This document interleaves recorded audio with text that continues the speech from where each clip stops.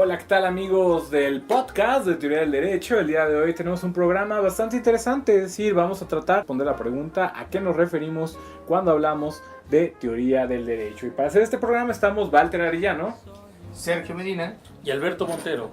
Y maestro Montero, ¿qué tenemos el día de hoy? Pues mira, creo que es un tema complicado pero muy interesante, aunque en ocasiones banalizado. ¿A qué nos referimos con teoría del derecho? Para algunos probablemente la primera expresión sea ¿teoría de qué? ¿Teoría para qué? ¿Qué queremos decir con teoría del derecho? O es probable que incluso algunos piensen que la teoría es el arte de complicar lo que es sencillo o de problematizar donde no deberían existir problemas. En fin, procuraré alejar estas ideas y que nos formemos algunas otras. Podríamos empezar por recordar que en la ocasión pasada tratamos lo relativo a ciencia y a teoría, y que mencionamos, por ejemplo, que la ciencia es un saber sistematizado, racional, objetivo, descriptivo, comprobable, etc. Hoy me gustaría mencionar que entre teoría y ciencia existe una relación de parentesco.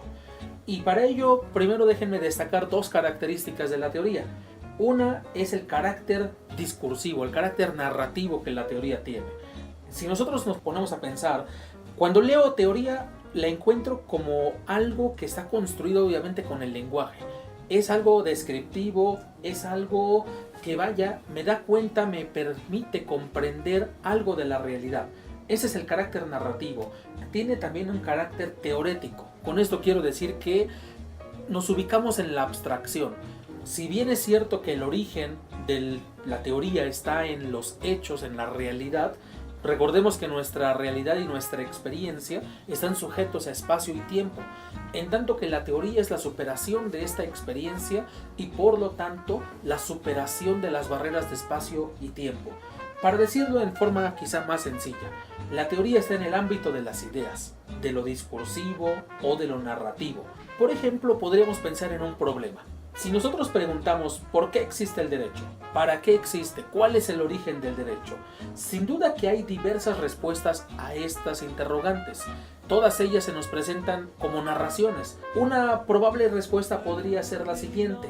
El derecho existe como un don otorgado a los hombres por los dioses, ya sea porque las leyes les hayan sido dadas en una tabla de madera, de arcilla, porque alguien las haya encontrado o porque se le hayan revelado en sueños o que haya existido algún tipo de visión especial. Sin embargo, esta forma de explicar el porqué del derecho, sin duda que es una concepción místico-religiosa, pero no necesariamente es una explicación apegada a los hechos. No está hecha para poder ser confrontada con la realidad, sino para justificar un orden de las cosas.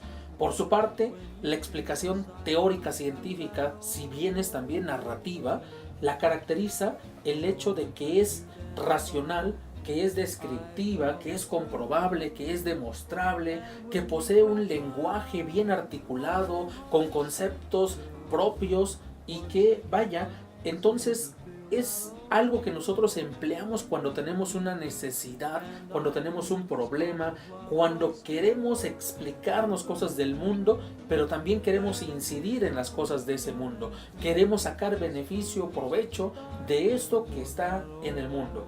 Bueno, así que la teoría tiene un parentesco y una relación de grado con la ciencia. Por ejemplo, podríamos admitir que la ciencia es un saber ya consolidado, un saber que confiamos en él porque lo hemos ocupado en diversas ocasiones, porque nos permite poder controlar cierta parte de la realidad. En cambio, nosotros la teoría la concebimos como una explicación, como algo que nosotros acudimos a ello para poder comprender, explicar la realidad o parte de la realidad. Así que entonces entendamos a la teoría en su doble naturaleza, narrativa y también teorética, discursivo-racional.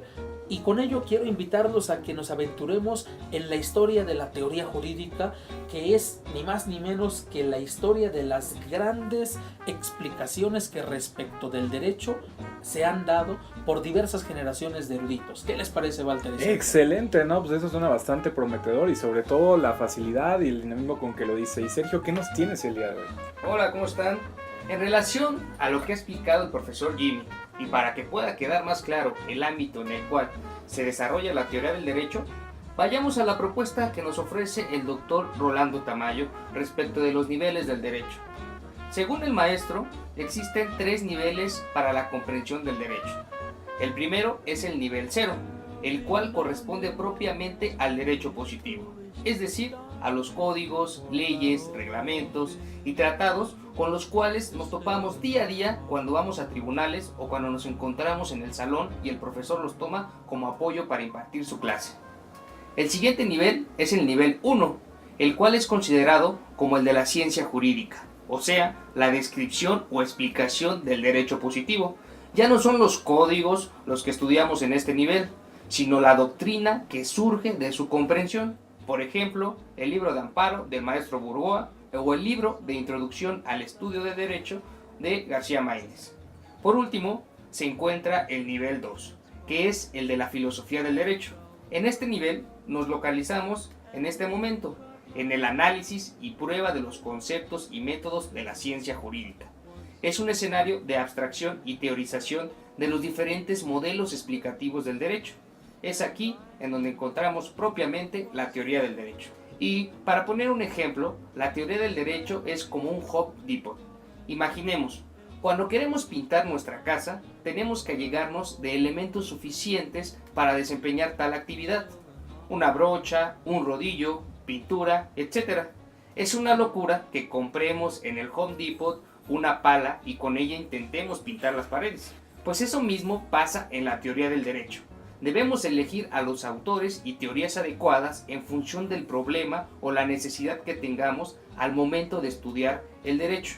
Si nos interesa el tema del justnaturalismo, un referente obligado sería Santo Tomás de Aquino. O por el contrario, si nuestro objeto de estudio es la interpretación analítica del derecho, Bentham y Austin son fundamentales. Después de esta breve explicación, esperemos que nos haya quedado más claros desde dónde estamos comprendiendo el derecho en este curso.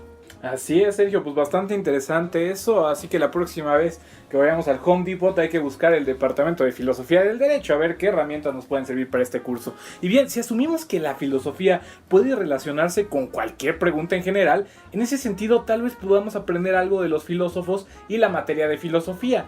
¿Qué nos dicen los filósofos? Intentamos ver cómo la filosofía puede ayudar a entender no solo por qué es importante para el derecho, sino también para la vida en general. Aristóteles, aquel pensador griego que escribió uno de los libros más bellos de la historia, la Ética Nicomaquea, hablaba del bios theoreticos, que básicamente es la mejor manera en que podemos vivir la vida los seres humanos. Por bios theoreticos, Aristóteles refería a una vida donde uno piensa mucho y contempla el orden del mundo en una manera teorética y filosófica. Aristóteles decía que la vida contemplativa era la mejor, algo parecido como la vida de los dioses. Otros pensadores han sostenido una opinión contraria a la de Aristóteles. Un caso notorio es el alemán Ludwig Wittgenstein, que creía que no era la vida contemplativa la mejor, sino la vida práctica.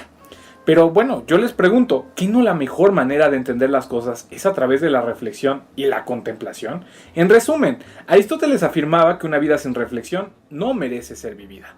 De ahí que planteara que la mejor manera de vivir era a través del bios theoreticos o vida contemplativa, que solo se alcanza a través de la filosofía. ¿Y qué les parece si asumimos esta actitud contemplativa para pensar el derecho? Contemplémonos a lo largo de este curso y nos vemos el próximo capítulo. ¿Qué les parece? Hasta la próxima y los invito para que practiquemos la sabiduría y por lo tanto nos dejemos asombrar por las cosas del mundo. Excelente, hasta la próxima. Hasta Chao. la próxima.